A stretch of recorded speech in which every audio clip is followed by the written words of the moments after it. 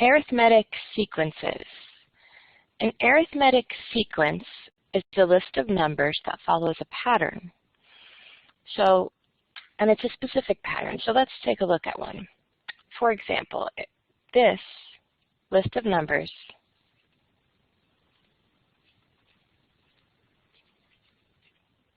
is an arithmetic sequence. So as we look from term to term, what we notice is that the amount that's being added stays the same. This is an arithmetic sequence. The number that we're adding each time is what we call our common difference.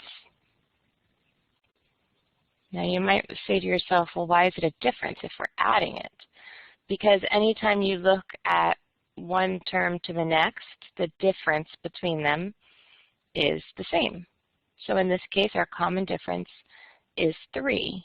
And the variable that we're going to use to represent common difference is the letter D, lowercase d. All right, so let's take a look at some of these arithmetic sequences. The seats in a local theater are arranged so that each row has 2 more seats than the row in front of it. If there are 4 seats in the first row, how many chairs are in the 12th row? So what we could do is we could just really do it out. I mean, it's 12 rows, it's not that much. We could put 1, 2, 3, 4, 5, 6, 7, 8, 9, 10, 11, 12. So this would represent row 1, and this would represent row 12. And if we have 4 chairs in the first row, and then each row has 2 more seats than the row in front of it, so that would mean this would have 6 and then 8. So each time I'm adding 2.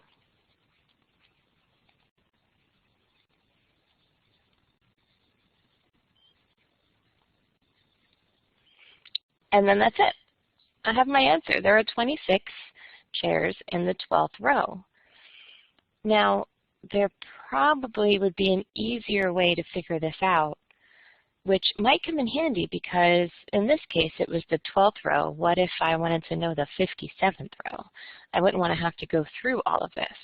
So let's look at what happened here in order to allow us to get to the 26 and see if maybe there's another way we can figure out that number.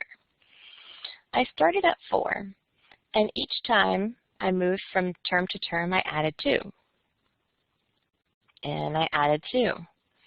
And I added 2. Now, how many times did I add 2? Well, here I have 3 times, right? And then this would be a 4th time.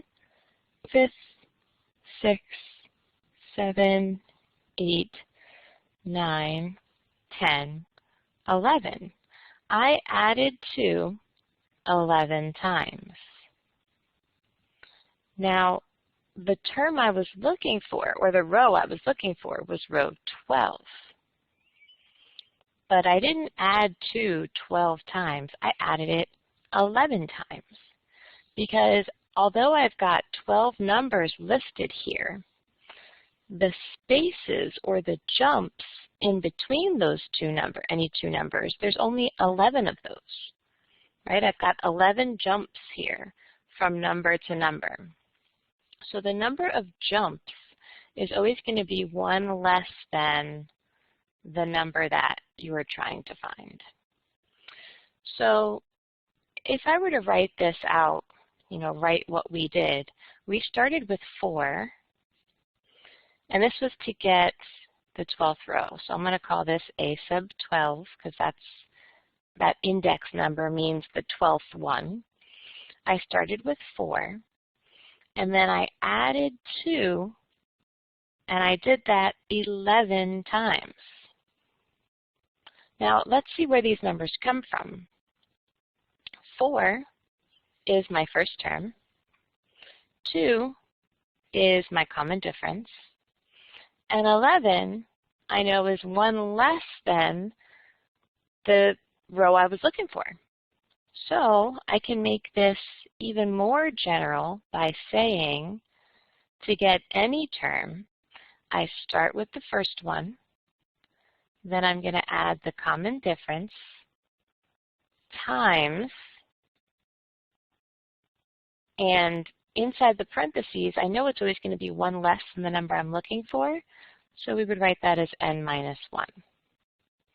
And that is our formula for how to get any given term in an arithmetic sequence. So if I wanted the 30th term, I would plug 30 into n. This is called the explicit formula. What we did up here was more recursive. We would just take the previous number and add 2. Take the previous number and add 2. To get this one, we took the previous number and add 2. When you have to use the number that comes right before in order to get the next number, that's recursive.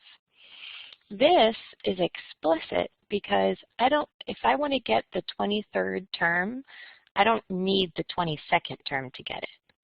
I can just plug 23 right in. So that's why this is called an explicit formula. So let's use this a little bit more. So let's find the common difference.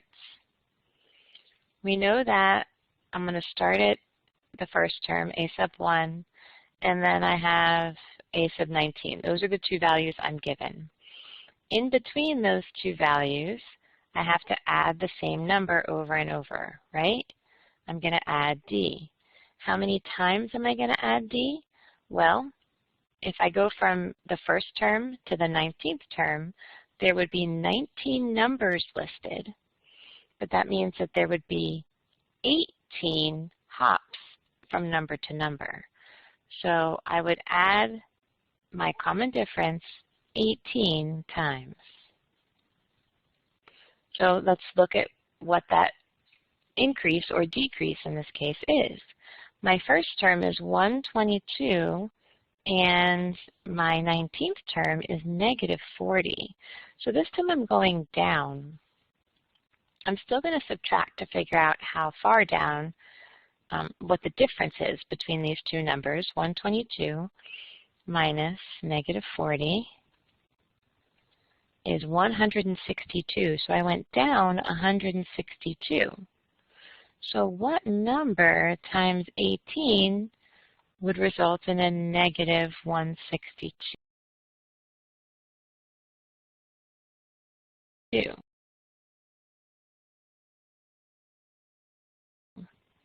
Well, divide again. Divide that by 18. And we get that d is equal to negative 9. So this time our difference is negative.